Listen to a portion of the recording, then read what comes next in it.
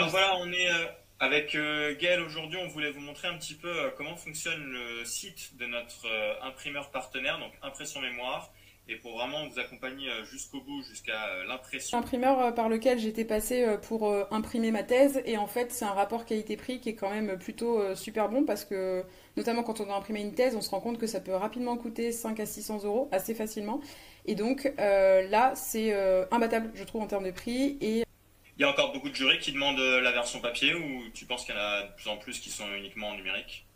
en tout cas pour les thèses en sciences humaines la tradition c'est quand même que chaque personne reçoive son petit exemplaire chez elle à domicile une fois que le manuscrit a été déposé. Donc là, c'est vrai que c'est quand même pratique de pouvoir avoir ce type de service qui finalement dispense de devoir tout imprimer, ensuite tout aller emmener à la poste, faire des recommandés. Et là, pour le coup, c'est déjà inclus dans le tarif et c'est pas très cher comparé à ce qu'on peut faire en allant à la poste. Et puis surtout, ça permet de gagner pas mal de temps. Effectivement, lorsque vous êtes sur le site de notre imprimeur partenaire, vous pouvez aller donc sur les devis, le devis sur mesure, et qui est un devis surtout immédiat. Vous allez voir à chaque fois qu'on va modifier un des paramètres, le devis s'adapte et ça vous permet de savoir en temps réel le coût potentiel de votre impression. Alors, vous avez déjà la possibilité de choisir plusieurs éléments. Nous aujourd'hui, on va partir sur l'exemple du mémoire. On vous expliquera pourquoi, mais vous pouvez déjà spécifier en fait quel type de document vous souhaitez imprimer. Je commence par le premier, le plus logique, hein, le titre de votre mémoire. Donc pour information, pouvez avoir plusieurs tomes, d'où l'intérêt en fait de préciser que ça peut être le tome 1, 2, 3. Je sais pas si tu avais plusieurs volumes toi Ouais, pour ta tête. moi j'avais trois volumes, donc effectivement, l'intérêt c'est que quand on charge un premier PDF, on met volume 1 et ensuite volume 2, volume 3, comme ça permet aussi à l'imprimeur de se rendre compte de quelles sont les pages à imprimer en couleur par exemple pour le volume 1, le volume 2 et le volume 3. Nombre d'exemplaires, eh ben, c'est ce dont on vient de parler. Tu penses qu'il faudrait partir sur combien d'exemplaires pour un... Si jamais tu as un jury, c'est quoi? C'est 3 personnes, on va dire? Ouais, en général c'est ça, deux trois personnes. Après ce qui peut être cool aussi, et il faut y penser, moi j'avais pas fait ça pour mon mémoire de master, c'est de s'imprimer un exemplaire. Moi je m'étais pointée à ma soutenance de master 1 à La Rochelle en histoire sans mon exemplaire et donc quand on m'avait dit oui à la page 53 vous avez écrit ça, ben, j'étais un peu comme une débile parce que du coup j'avais pas d'exemplaire papier. Donc Ok, je pense que c'est bien de s'imprimer un exemplaire ou en tout cas d'avoir une version PDF sur son PC si jamais on veut pas l'imprimer parce que ça fait quand même plus professionnel. d'accord. Alors peut-être que pour ceux qui sont en difficulté, parce que c'est vrai que ça va quand même représenter un coût, même si c'est intéressant avec ce partenariat-là, plus le code promo, mais ça peut être pourquoi pas de faire des exemplaires très propres, enfin avec la meilleure qualité pour le jury, et puis pour soi-même, se faire soit l'option que tu disais d'utiliser un écran et le format PDF, soit tout simplement d'imprimer avec voilà, on n'est peut-être pas obligé de faire du recto simple, on peut faire du recto verso, peut-être une reliure, on verra en spirale, etc.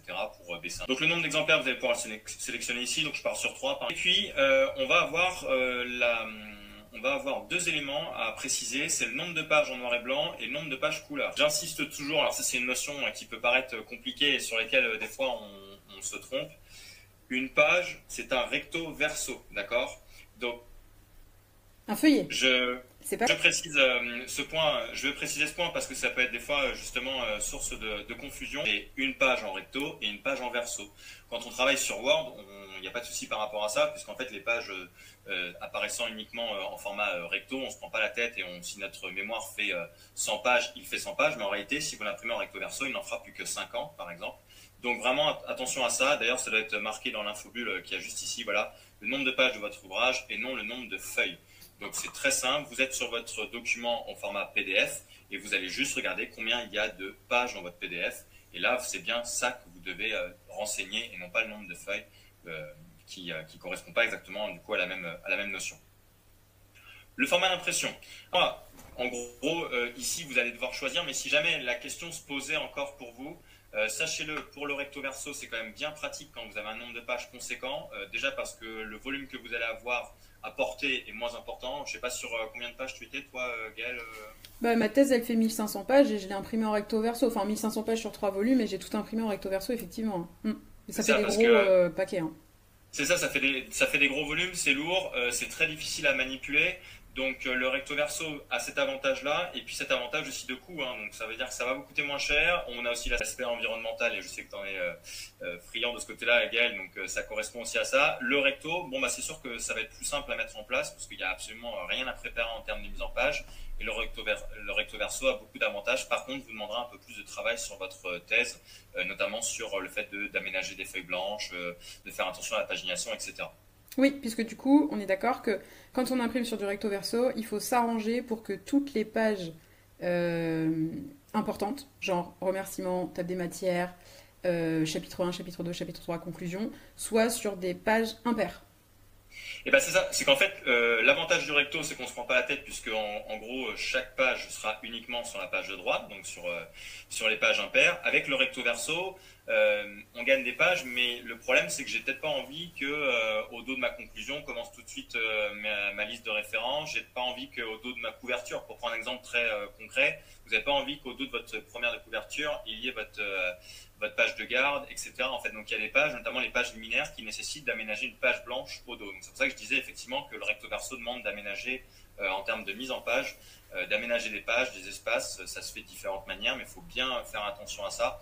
Et donc ça demande un peu plus de travail, mais par contre ça permet de faire, et c'est ce qui est précisé dans l'infobule ici, hein, c'est d'économiser du papier, d'économiser du transport aussi. Et moi ce que je précise surtout, pour avoir tenu à plusieurs reprises des exemplaires de mémoire ou de thèse entre les mains, c'est que ça facilite aussi tout simplement l'utilisation du document. Le recto verso, des fois, il est carrément imposé dans le guide méthodo, et souvent, il est précisé que si c'est du recto verso, il faut bien penser à ce que chaque nouvelle partie commence sur une page impaire. Donc, c'est ça. faut être C'est attentif. ça. La plupart des guides va préciser ou dire que c'est possible. Et moi, j'ai même vu des guides qui disaient que jusqu'à 100 pages, c'était possible de faire du recto simple, et au-dessus de 100 pages, c'était plus possible. Donc ça dépend un peu de la précision, mais en plus de ces précisions, même la logique en fait s'applique. En tout cas, si vous n'avez pas de consigne, préférez la logique. Donc c'est plutôt pour des gros volumes du recto verso, et pour des volumes plus petits, plutôt du recto. Ici, on va partir sur du recto verso pour donc être en accord avec cette économie de transport et de papier. Le type de couverture. Alors, je dirais que le basique, ce qu'on voit très souvent sur des rapports de stage, sur des dossiers de moins grande importance, à la reliure tout simplement. Mais vraiment, si vous voulez une finition, je dirais au top, c'est plutôt le dos carré collé. Toi, tu l'as utilisé pour ta thèse. C'est quoi pour toi vraiment l'intérêt de choisir celui-ci? Bah, on est d'accord que pour des gros volumes, de toute façon, on ne peut pas passer par une spirale, parce que sinon ça fait un truc qui finalement les pages s'en vont. Et le dos carré collé, c'est ce qu'on voit défiler là sur ton écran. Et ça fait en fait comme un livre finalement, et c'est beaucoup plus facile à prendre en main. Et puis finalement, pour tourner les pages, c'est quand même plus simple, je trouve. Voilà. Après, je pense que pour les plus petits volumes, si je me trompe pas, tu peux prendre une reliure soit spirale plastique, soit spirale métallique, mais que quand tu passes un certain nombre de pages, il vaut mieux opter directement pour un dos carré collé. Si c'est pas obligé, enfin si on n'a pas mis ça comme quelque chose d'obligatoire dans le guide méthodo quoi. De toute façon, la plupart des guides que moi j'ai eu entre les mains conseillent de partir sur interdisent en fait la reliure spirale. Effectivement, comme tu le disais, et si je vais sur l'infobule, on le voit, hein, déjà la reliure spirale jusqu'à 260 pages en recto verso maximum, ou 100 pages recto, donc ça veut dire que dès que vous êtes au-dessus de ça, c'est vraiment fortement déconseillé, même pour l'imprimeur, de faire autre chose que du dos carré collé. Et moi, ce que j'y vois vraiment comme avantage, c'est que en termes de finition, c'est beaucoup plus propre. Encore une fois, pour manipuler le document, c'est beaucoup plus sympa, et même votre document va se tenir en fait. Vous avez déjà eu des documents entre les mains qui étaient composés d'une reliure, et la plupart du temps, notamment si c'est du plastique, ça va très facilement vriller, ça va très facilement se déformer. Avec le dos carré collé, ou tout du moins au moins la reliure spirale métallique, vous aurez une certaine rigidité, et ça va vraiment permettre à votre document de rester bien en forme. Pensez que plus vous avez de pages, plus la personne va passer de temps, plus la personne va va manipuler votre thèse notamment, se balader avec, etc. Et franchement, il faut penser à quelque chose qui tient dans le temps. On est quand même honnête, voilà, au niveau du coût, ce sera plus conséquent le dos carré collé. Donc c'est ce qu'on disait tout à l'heure. Si vous faites un exemplaire pour vous, qui n'est pas un exemplaire peut-être de cœur que j'ai envie de garder, enfin moi je pense à beaucoup d'étudiants des fois qui me disent je me suis fait plus tard une bonne version que je me suis gardé en corrigeant même les petites coquilles qui pouvaient rester, parce qu'on a envie d'avoir chez soi peut-être un exemplaire qui soit propre, qui soit beau. Mais si c'est pas pour cette utilité-là et si c'est plus pour aller à sa soutenance, et ben effectivement peut-être préférer. C'est à ce moment-là que vous pouvez choisir d'économiser un peu d'argent en prenant juste une reliure spirale métallique. C'est ça. Et ben là, alors, quand vous allez choisir une reliure ou l'autre, vous aurez le choix de la couleur de couverture dessus, ce qu'on appelle la première de couverture, et dessous. Si jamais je passe en dos carré collé, vous n'aurez pas le choix puisque de toute façon, vous allez vous retrouver avec en gros 3 couvertures. La première, la tranche et la quatrième. Et tout simplement, en termes d'esthétisme, vu que c'est imprimé d'un seul tenant, et ben, du coup, vous ne choisissez qu'une seule couleur. Donc, ne vous inquiétez pas, si vous voyez apparaître, quand vous prenez la reliure spirale plastique, qu'il y a 2 couleurs possibles, c'est que vu que ce n'est pas imprimé d'un seul coup, vous pouvez choisir une couleur différente pour la première et pour la quatrième. Au niveau de la livraison, alors là, c'est ce que tu disais tout à l'heure, le gros avantage du multi-adresse, c'est ça? Oui, c'est ça. Et il y a aussi le chronopost avant 13h, c'est-à-dire que vous imprimez, enfin vous êtes sur le site à minuit, à partir du moment où la commande est passée, l'imprimeur s'engage à ce que les exemplaires soient postés avant 13h le lendemain. Donc pour des étudiants qui sont parfois à l'arrache, parce que ça arrive quand même régulièrement, c'est quand même super pratique cette fonctionnalité. Ok, surtout comme tu disais tout à l'heure, dans certains cas, il va falloir ensuite le déposer à différents endroits, différentes structures. Et là, vous avez les deux, c'est-à-dire que je ne vais même pas avoir besoin de me déplacer ou de faire du renvoi, etc. Et je peux tout déposer. Moi, j'ai déjà eu un étudiant me dire de Paris que à cause, par le fait qu'il soit en retard, être obligé de faire la route en voiture pour aller à Rennes déposer sa thèse.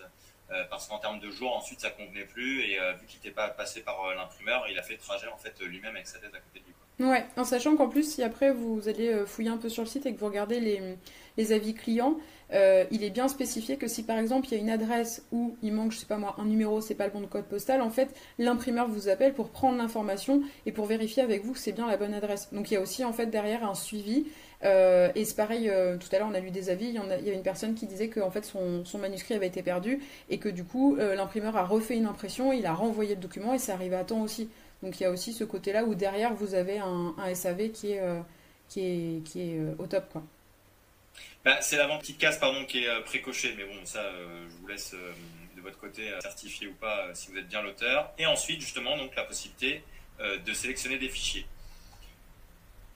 De toute façon, vous soyez arrivé à cette étape-là ou pas, vous êtes déjà passé en PDF. C'est pas possible d'être prêt à imprimer un document sans l'avoir converti, sans l'avoir exporté en PDF. C'est une obligation. Le PDF vous permet vraiment d'avoir verrouillé votre mise en page. Et c'est uniquement que j'ai fait un PDF, que lorsque j'ai généré le PDF, que je vais pouvoir penser à l'impression. Je vous conseille même de vérifier quand vous allez exporter votre PDF qu'il n'y ait aucun souci, qu'il n'y ait pas de saut de page qui soit pas voulu ou quoi que ce soit. Et justement, eh bien, pour vous donner l'exemple concret, quand je vais vouloir faire sélection des fichiers, eh bien, c'est uniquement les formats PDF qui vont apparaître. Ouais. Là, je suis allé chercher donc, sur mon PC le M2, le mémoire de M2 de Gaël. Et c'est là où vraiment, pour moi, le site, il est juste génial. Juste au moins pour cette possibilité, vous allez pouvoir prévisualiser le rendu de votre mémoire en format imprimé. Donc, je le mets à charger. Et ça prend pas nécessairement beaucoup de temps, vous avez vu. Et là, je me rends compte. Donc déjà, je peux vérifier le nombre de pages. Hein, on parle bien de pages ici, puisque je suis en recto simple. Et je me rends compte, en recto verso, pardon, je me rends compte en fait du type d'impression que je vais avoir, de vraiment la mise en page finale. C'est vrai que lorsqu'on fait l'aperçu avec le PDF, donc avec l'outil pour visualiser vos PDF, vous pouvez déjà vous rendre compte si c'est plus ou moins propre, mais vous n'avez pas cette notion vraiment de page, de recto verso, page paire, page impaire, alors que là, vous vérifiez vraiment le rendu final qu'aura votre document. Clairement, je pense que ça peut être un très bon outil juste pour vérifier à quoi ressemble son document et vérifier qu'il n'y ait pas de souci. Oui. Je me permets, Gaël, justement, sur ce type de mémoire, si vous avez l'œil, vous voyez par exemple qu'il y a un problème de numérotation de page. Ça veut dire que la numérotation de page a été générée en bas à droite. Et si je suis sur du recto, aucun souci. Donc je sais pas si ce mémoire tu l'avais imprimé en recto, simple, j'imagine peut-être. Ah bah, en fait, moi j'ai pas tiqué là-dessus. Moi j'ai tiqué sur le fait que la liste des abréviations elle était à gauche et qu'en fait elle aurait dû être sur une page à droite. Oui. Et pareil pour l'introduction. Donc j'avais même pas vu le montage.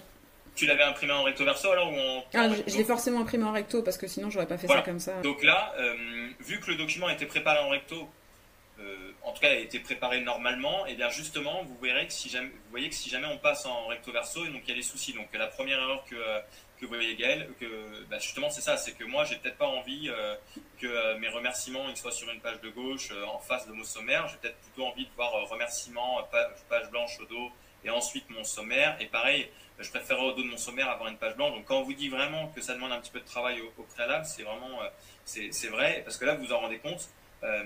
Là sur ce document, si je décidais de me dire finalement je vais faire l'impression recto verso, et ben je me rends compte, vous voyez, moi je pensais là juste au numéro de page. Et bien non, si je fais de l'impression recto verso, moi je vous conseille soit de centrer le numéro des pages et comme ça je suis tranquille, soit vous pouvez très bien avoir un traitement de numéro de page différent pour les pages impaires et paires, ce qui fait que vous aurez à chaque fois votre numéro de page aux extrémités, ce qui est normalement plus logique puisque ça veut dire que lorsque j'ouvre mon document, je peux juste regarder en bas de l'extrémité qui est visible et me rendre compte.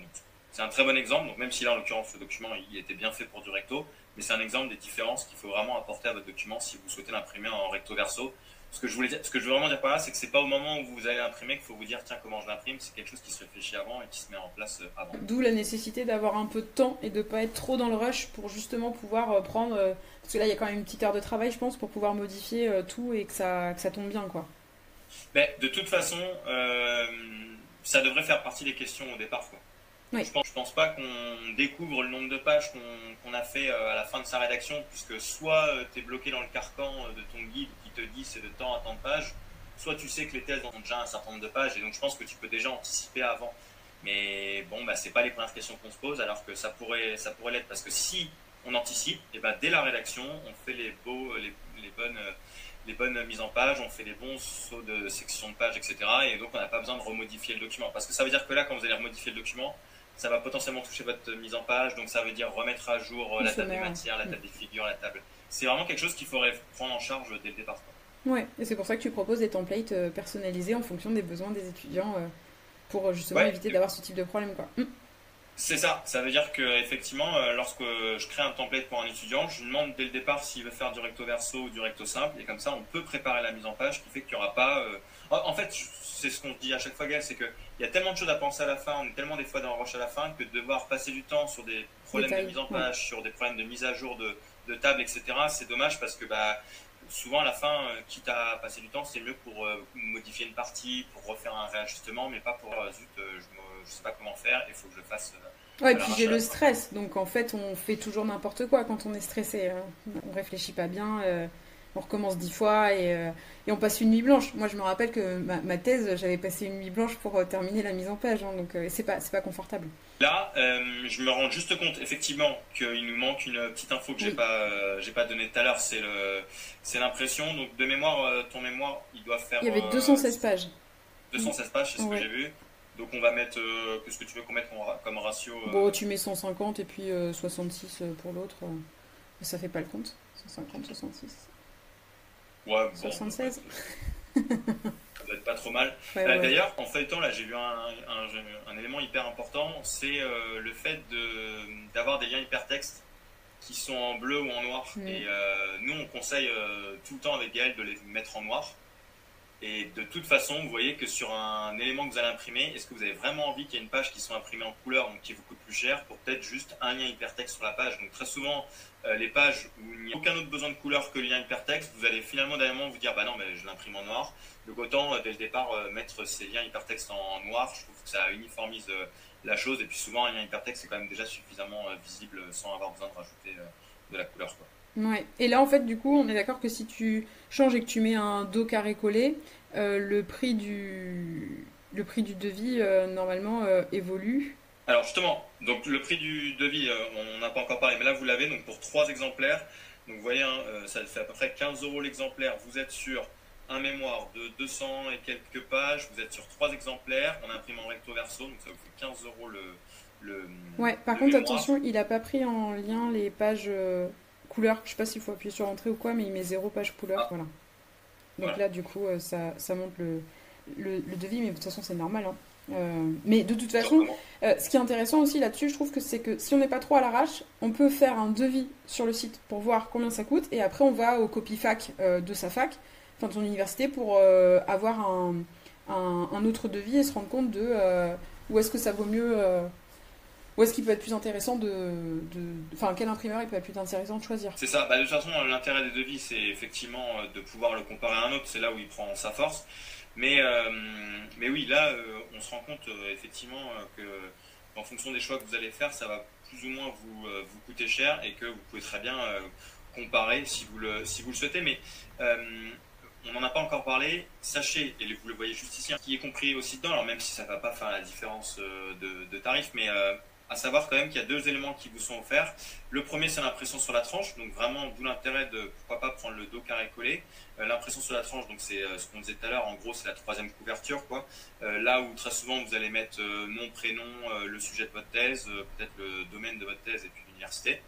Et surtout le marque-page offert. Alors moi j'avoue que la première fois que je m'offrir un marque-page, pourquoi pas.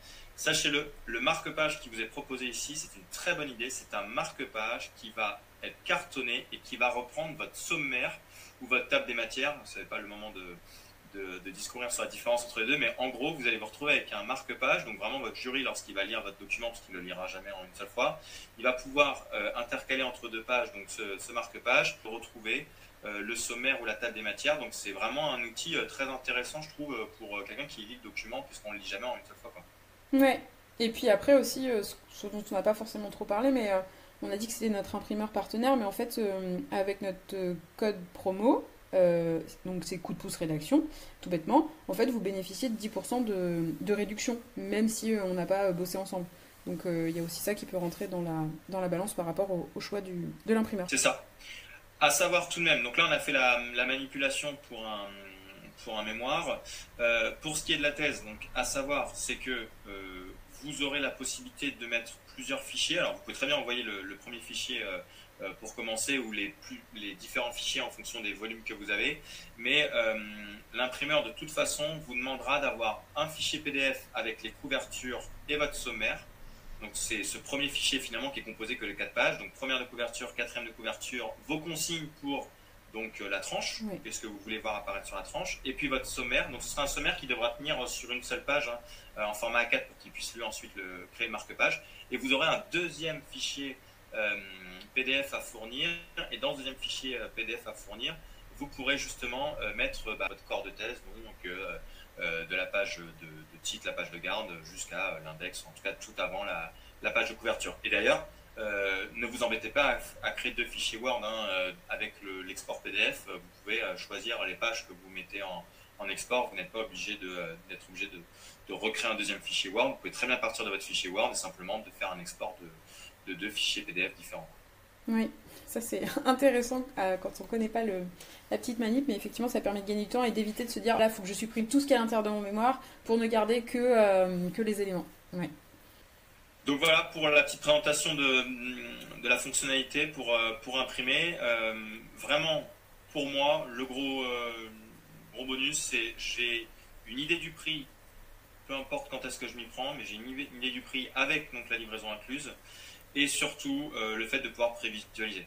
Ça c'est vraiment top. Je ne sais pas de quelle manière un imprimeur en local pourrait me fournir un outil. Peut-être qu'ils ont aussi la possibilité de vous donner une prévisualisation. Mais là, le fait de pouvoir tourner comme si vous tourniez les pages et vérifier une dernière fois avant d'aller imprimer quelque chose s'il y a une erreur, c'est vraiment super parce que vous voyez que ça peut quand même représenter une somme. Et je serais vraiment embêté d'imprimer quelque chose et qu'en plus de ça, il y a une erreur ou il y a une coquille en termes de mise en page qui fait que c'est complètement, c'est pas raté complètement, mais ce sera pas, j'aurais pas envie de le rendre en tout cas à ce niveau-là, surtout quand j'ai passé autant de temps dessus. Ouais, tout à fait. Et moi j'ajouterais que en fait, pour la partie multi-adresse, quand vous cliquez sur commander et que vous avez mis dans votre panier la thèse avec les différents exemplaires, c'est ensuite qu'on vous demande les adresses pour l'envoi. Ça se fait dans un deuxième temps, mais ça se fait vraiment. Donc voilà, et puis n'hésitez pas à nous faire un retour justement si vous passez par cet imprimeur pour nous dire ce que vous avez pu penser du service client ou de la facilité avec laquelle vous avez imprimé votre mémoire ou votre thèse.